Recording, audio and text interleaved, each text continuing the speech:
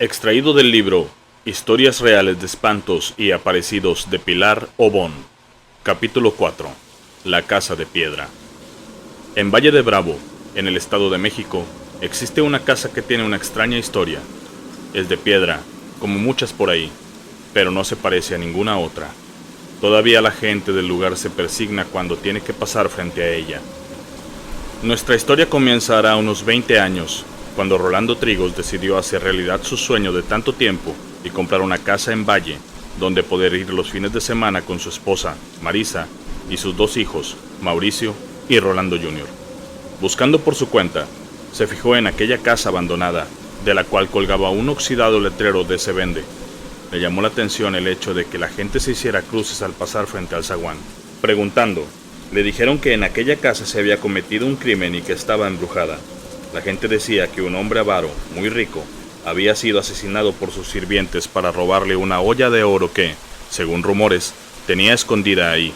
Pero los sirvientes murieron en circunstancias misteriosas sin encontrar nada, y el heredero de la propiedad, un pariente lejano que vivía en Estados Unidos, la había puesto a la venta, sin éxito hasta el momento.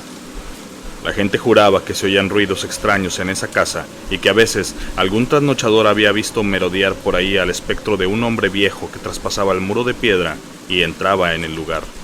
El señor Trigos, hombre práctico, no creía en esas cosas de espíritus y fantasmas. Se comunicó con la agencia corredora de bienes raíces y pidió que le mostraran la casa. Esta se hallaba todavía amueblada y cubierta de polvo hasta los topes. Las escaleras eran un poco estrechas, pero el resto estaba bien. Así que negoció y compró la casa. Decidió remodelarla. Pronto, un ejército de albañiles al mando de Eligio Martínez, maestro de obras, se dedicaba de lleno a la renovación de la vieja casa de piedra. Nunca, en ningún momento de la obra, vieron a ningún fantasma, lo cual le sirvió al señor Trigos para corroborar que la siniestra historia de la casa embrujada no eran más que patrañas. Un fin de semana, cuando viajó a Valle para ver los progresos de la obra, le comunicaron que Eligio tenía 2 días sin presentarse al trabajo. Según Remigio, el azulejero, había encontrado algo en una de las habitaciones y lo había sacado de ahí de noche, sin dejar que nadie lo viera. «Pero yo sé lo que fue, patrón», dijo el trabajador. «Fue la olla de oro del avaro». «Por favor, Remigio», exclamó el señor Trigos, «no me salgas con eso». El azulejero se limitó a indicarle que lo siguiera. Juntos subieron por las estrechas escaleras y llegaron al cuarto principal. Ahí, en la pared destrozada a mazazos, se veía claramente una forma redonda. «Ahí debe de haber estado la olla, patrón. Vea que no le estoy diciendo mentiras». Un poco agitado, el señor Trigos examinó el hueco. Sus bordes eran perfectos, como si alguien hubiese puesto ahí una olla grande y la hubiera emparedado después. «Vaya usted a reclamarle», dijo Remigio. «Ese dinero es suyo». El señor Trigos decidió que no iba a hacer nada por el estilo y se olvidó del asunto porque prefirió no creer la historia del azulejero. Asumió la dirección de la obra y en un mes la casa de piedra estaba completamente remodelada. La familia se reunió en pleno para inaugurar la casa, dando una fiesta para sus amigos y parientes. La gente del pueblo observaba asombrada cómo la vieja casona embrujada brillaba ahora con sus paredes recién pintadas, su jardín recién sembrado, el zaguán bien barnizado. Esa noche, cuando los invitados ya se habían marchado, el señor Trigos, su esposa y sus hijos salieron al pórtico a tomar el fresco antes de irse a dormir. Era una cómoda veranda que daba al jardín. La noche era clara bajo el cielo estrellado, y un concierto de grillos y chicharras amenizaban ese momento familiar. «¿Cómo voy a creer que dicen que esta casa está embrujada?», comentó el señor Trigos, encendiendo un cigarrillo. «Pero, ¿y la olla que encontraron, papá?», preguntó Rolando Jr. «No nos consta que hayan encontrado ninguna olla, querido», dijo Marisa, la madre. De pronto, los insectos se enmudecieron y la noche cayó en un silencio pesado. «¿Qué pasa?», volvió a preguntar Rolando Jr. «Debe de haber algún animal por aquí», respondió su padre. «Los insectos se callan cuando se sienten amenazados». «Papá, un señor acaba de entrar por la pared», dijo el pequeño Mauricio, señalando hacia el muro de piedra que colindaba con la calle, cubierto ahora por una exuberante bugambilia. La familia miró hacia el sitio indicado, pero todo lo que pudo ver fue una tenue neblina levantándose del césped. «Mauricio, no digas mentiras», regañó su madre al niño. «No son mentiras, lo vi, era muy viejo y se veía como enojado». se defendió el pequeño. En ese momento, el padre de familia dio por terminado el asunto, proponiendo que se fueran a dormir. El comentario del niño había estado muy cercano a la descripción del espectro que la gente le había dado y que el pequeño no conocía, cosa que causó en el señor Trigos una leve inquietud. Quizás uno de los albañiles se lo contó, pensó el hombre, y sin reflexionar más, dio por buena esta explicación. La noche se volvió fría. Después de acostar a los niños, Marisa entró al cuarto que compartía con su marido. Lo encontró mirando por la ventana y lo abrazó por la cintura. ¿Contento? Más que nunca, dijo él, estrechándola. Abajo, en el jardín, la tenue neblina comenzó a tomar forma.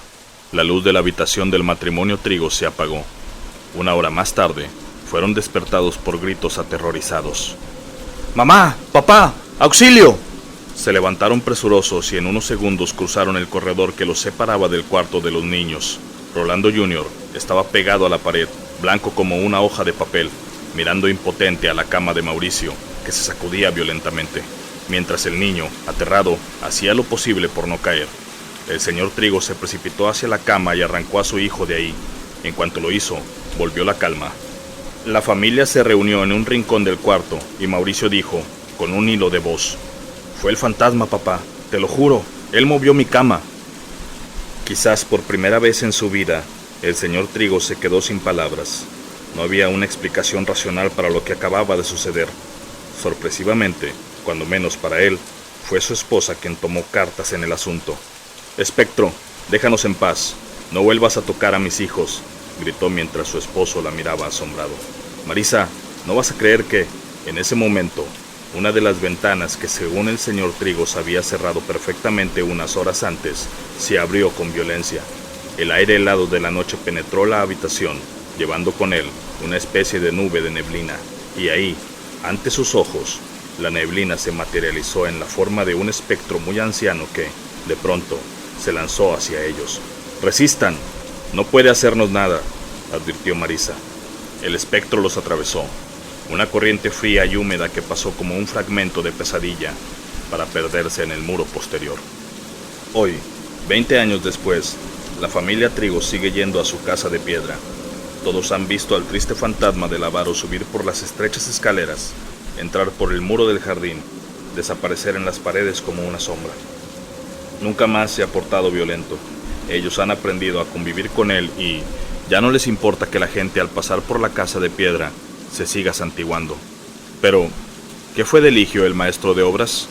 Poco después de estos eventos, se convirtió en un acaudalado prestamista. El pueblo murmuraba que el oro que encontró en la casa de los Trigos lo había hecho rico. 2 años más tarde, durante una tormenta, un rayo atravesó a Eligio, matándolo instantáneamente y liberando de deudas a toda la gente que le debía. El pueblo dice que fue el justo precio por haberse apropiado de un dinero que no le pertenecía.